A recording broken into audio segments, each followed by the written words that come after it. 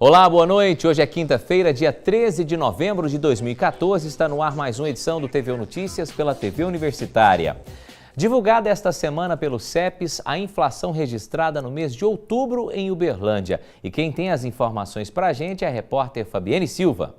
Kelson, a inflação registrada no mês de outubro, de acordo com a pesquisa do CEPES, foi de 0,12%. Quem tem mais informações para a gente é o economista Álvaro Fonseca e é com ele que eu converso agora. Álvaro, essa variação é positiva da inflação aí registrada no mês de outubro em relação ao mês de setembro? Sim, foi positiva. O índice deu uma leve desacelerada. Nós saímos da casa de 0,4 para a casa de 0,12. E, na verdade, o que aconteceu foi um comportamento, e esse comportamento é um pouco meio padrão. Eu diria que não esse 0,12 que causa estranheza, né? O que houve de diferença foi o comportamento de setembro, que foi um pouco acima do que a gente esperava. E esse 0,12 refletiu um mês de outubro de variações baixas em todos os grupos, pequenas variações em todos os grupos.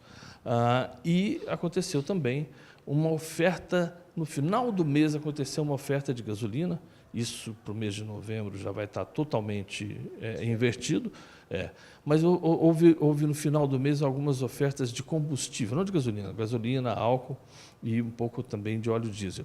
Houve umas ofertas de combustível que fizeram o grupo Transportes dar uma leve variação negativa, e isso contribuiu também para que o índice ficasse na casa de 0,12.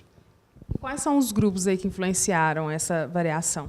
Então, nós tivemos o grupo alimentação, pelo seu peso que é altíssimo, né? O grupo da habitação e o grupo dos transportes com a variação negativa, né? Porque os grupos que variam negativamente também influenciam o índice, influenciam tirando.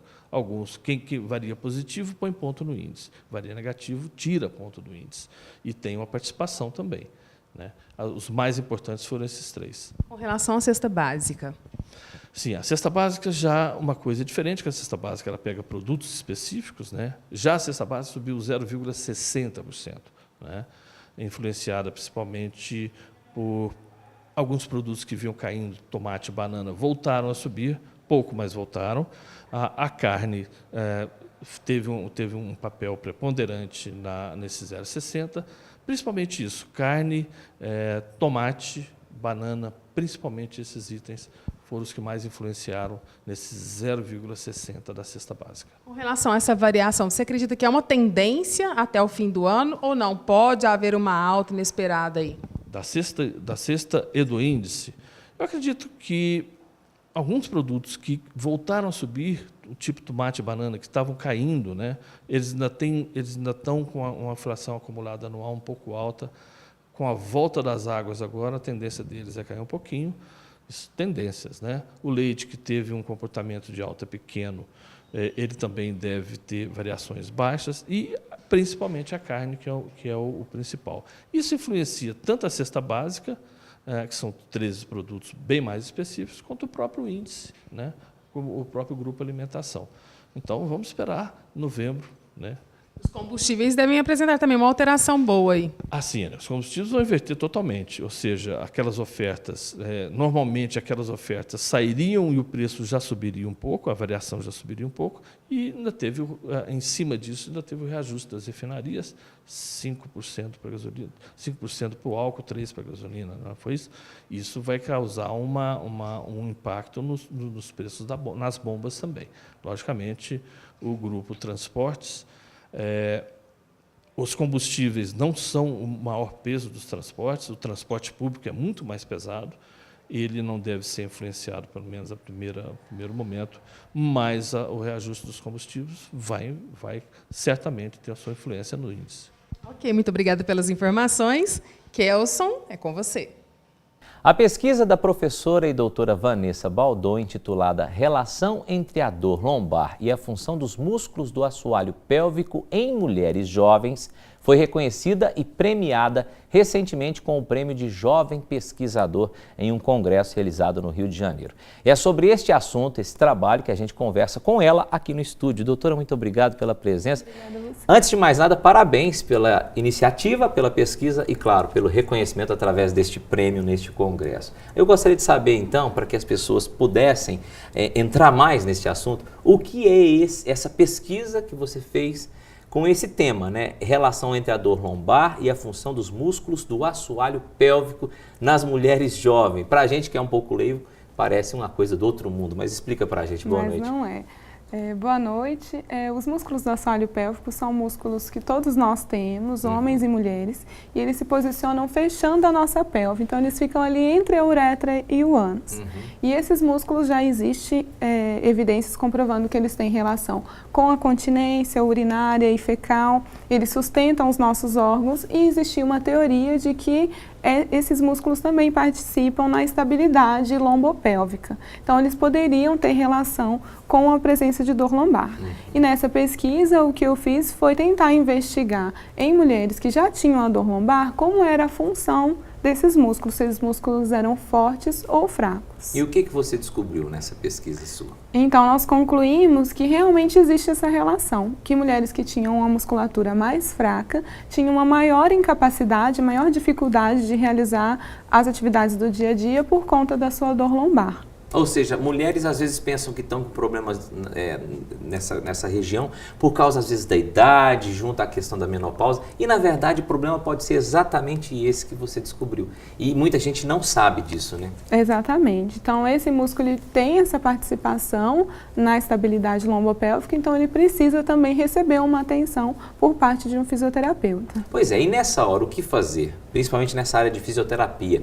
Como que as pessoas, especificamente as mulheres, nesse caso, que foram feitas as pesquisas, o que fazer para que este músculo seja enrijecido, para melhorar e evitar esse tipo de dor, a questão da continência também? O ideal é que a mulher e o homem procurem um fisioterapeuta especialista nessa área, para que ele possa avaliar essa musculatura e aí sim ensinar os exercícios corretos para que se possa fortalecer da forma certa esses músculos. E isso evitaria muitos problemas, como a incontinência urinária, que é muito comum e muitas mulheres acham que é normal com o envelhecimento. E não é normal, é uma disfunção que tem tratamento e o tratamento não precisa ser cirúrgico. A fisioterapia tem um ótimo resultado em mulheres com esse problema. E geralmente todas as mulheres que têm esse problema, a fisioterapia consegue reverter a situação, consegue deixar ela 100% normal. E como é que é a incidência de casos assim? É muito comum isso? É extremamente comum. Então, as pesquisas mostram que de 30% a 40% das mulheres de todo o mundo apresentam incontinência urinária em algum período da vida. E é mais comum durante a gestação e com o envelhecimento. E é algo que o tratamento é tranquilo, dá para reverter a situação? O que os estudos mostram é que em 80% dos casos a fisioterapia consegue tratar essas mulheres. Então é muito importante procurar um fisioterapeuta. Vale lembrar que a pesquisa foi para mulheres, mas também tem problemas com homem. O homem também pode procurar se tiver a mesma situação. Estou errado, doutor? Exatamente. Tá certo? E também é muito comum em homens. Tá certo. Muito obrigado pela sua entrevista. Infelizmente o nosso tempo é pouco para falar de um assunto tão importante e tão amplo. Mas enfim, a gente deu o recado. Tomara que as pessoas que tenham esse tipo de problema possam procurar os fisioterapeutas para cuidar dessa situação. Muito obrigado e mais uma vez parabéns. Obrigada. Confira agora como fica o tempo para esta sexta-feira. Em Uberlândia, a previsão é de céu nublado pela manhã e há previsão de chuva à tarde e também à noite. A mínima prevista é de 21 graus e a máxima não passa de 30. Veja o tempo em outras cidades do estado. Em Tuiutaba, o tempo amanhece ensolarado, céu parcialmente nublado. Há previsão de chuva, mínima de 24 e a máxima de 33 graus. Em Araguari, céu coberto de nuvens. Há possibilidade de chuva. A mínima é de 19 e a máxima não deve passar dos 29 graus. Sol com muitas nuvens em Patos de Minas. À tarde e à noite, possíveis pancadas de chuva. Mínima prevista de 18 graus. Em Patrocínio, tempo nublado pela manhã. Há previsão de chuva. A temperatura varia entre 21 e 30 graus. E não saia daí que depois do intervalo a gente fala sobre os direitos e os deveres na hora de alugar um imóvel. É já já.